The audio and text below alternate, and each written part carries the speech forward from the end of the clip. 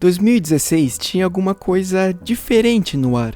Não era só o ano, era o clima, era a sensação de estar vivendo algo especial sem nem perceber. Na época, ninguém dizia, isso aqui vai virar nostalgia, mas virou, e virou forte. A internet em 2016 parecia um lugar mais simples, não porque fosse vazia, mas porque era menos sufocante. Você entrava para se divertir, para rir, para passar o tempo. Hoje a gente entra meio tenso, esperando briga, ou sei lá, comparação, ou talvez notícia ruim. Naquela época parecia que a internet ainda era um refúgio pra gente. Os memes duravam mais, eles não nasciam e morriam no mesmo dia. O meme podia acompanhar semanas, meses, muito tempo.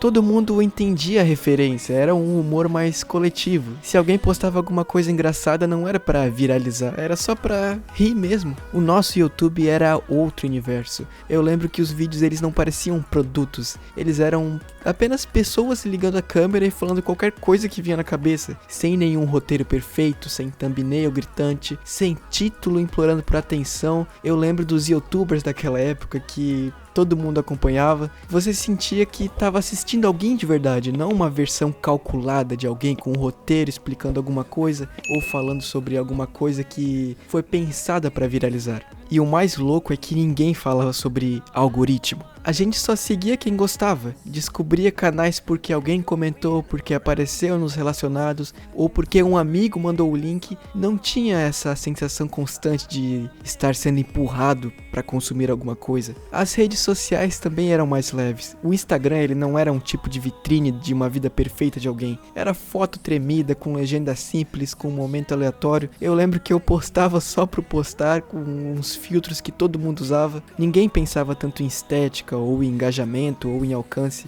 Postava porque queria postar. E isso fazia uma diferença absurda comparando com os dias de hoje. O Twitter era um lugar caótico, mas era um lugar um pouco mais divertido, com caos divertido. As tretas elas existiam, claro, mas não dominavam tudo. Era mais na zoeira, mais na ironia, mais comentários espontâneos. Parecia uma grande conversa, não um campo de batalha. E fora da internet, tudo parecia caminhar num ritmo diferente. As pessoas se encontravam mais, saíam sem pensar em registrar tudo, bater foto de tudo. Momentos não precisavam virar conteúdo, eles simplesmente aconteciam. Até a espera era diferente. Esperar um vídeo sair, esperar uma série voltar, esperar um jogo lançar. Hoje tudo é imediato, tudo é agora. E em 2016 a espera fazia parte da experiência, criava expectativa, criava conversa. E eu lembrando do meu 2016, onde eu tinha apenas 15 anos e entrei no ensino médio, eu estava no primeiro ano lá. E lá com os meus amigos eu vivi uma das melhores épocas da minha vida. Eu realmente me sentia vivo. Não sei se era porque naquela época eu não tinha responsabilidades e a minha única responsabilidade era tirar notas boas ou o quê, mas era tudo muito mais colorido, divertido, de um jeito diferente. Eu lembro dos desafios de girar a garrafa e ela cair em pé, lembro de jogar Pokémon GO na escola, lembro dos efeitos das fotos que a gente usava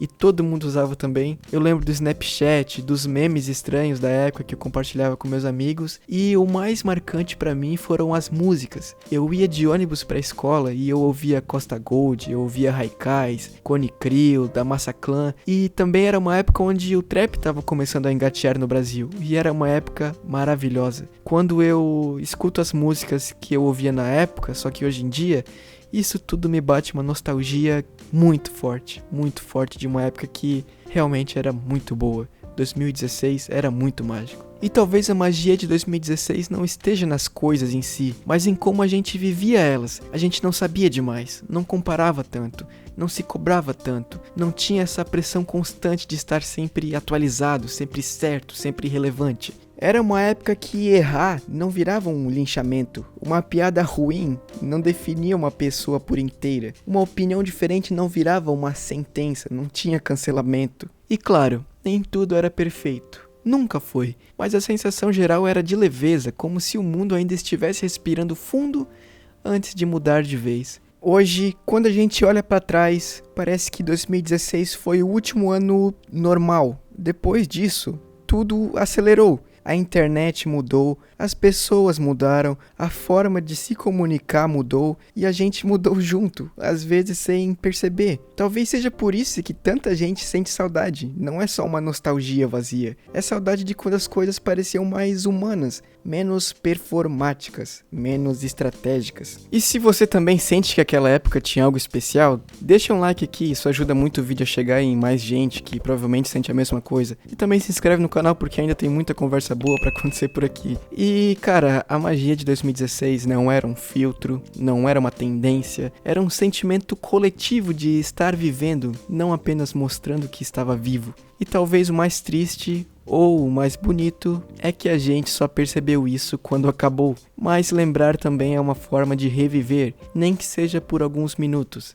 Uma coisa que eu penso sobre 2016 é como o celular ainda não mandava na gente. Ele, pelo menos pra mim, ficava sempre no bolso, não na minha mão o tempo todo como hoje em dia. A gente olhava quando precisava, não quando sentia ansiedade. Não existia esse impulso automático de desbloquear a tela a cada minuto só pra ver o que tá acontecendo, como se fosse algo importante. Dava pra ficar horas longe do celular sem sentir culpa ou ansiedade, sem achar que estava perdendo alguma coisa. A vida acontecia mais fora da tela, e o celular era só um complemento, não um centro de tudo. As conversas elas não eram interrompidas por notificações e os momentos não eram quebrados por uma necessidade de registrar tudo. E talvez isso tenha mudado completamente a forma como a gente enxergava o futuro. Porque em 2016 o futuro parecia aberto, parecia promissor, com muitas novidades para vir. Não porque tudo era mais fácil, mas porque ainda existia expectativa, existia curiosidade. Hoje parece que a gente sabe de tudo e tem toda a informação na nossa mão. Se a gente não sabe de alguma coisa, a gente só abre o chat GPT e pergunta pra ele. A sensação era de que algo bom estava vindo, mesmo sem saber exatamente o que. Hoje, muita gente olha pra frente com medo,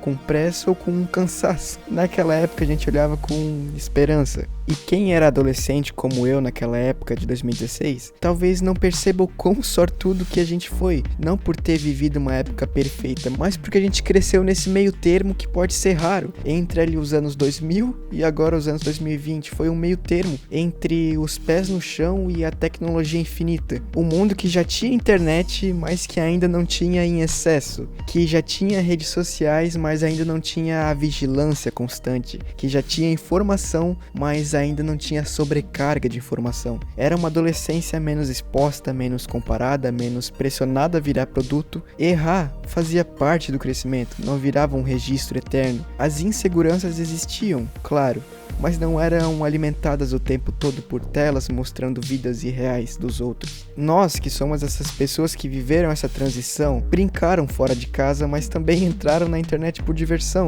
criaram memórias sem pensar em curtidas, construíram identidade sem precisar de aprovação constante. Talvez a magia de 2016 esteja exatamente aí, num equilíbrio que não existe mais, num tempo em que a tecnologia ainda servia a gente, e não ao contrário. E quem viveu isso, mesmo sem saber, carregou um privilégio silencioso, o de ter vivido antes que tudo ficasse urgente demais. E tudo isso é o que eu penso sobre a magia de 2016.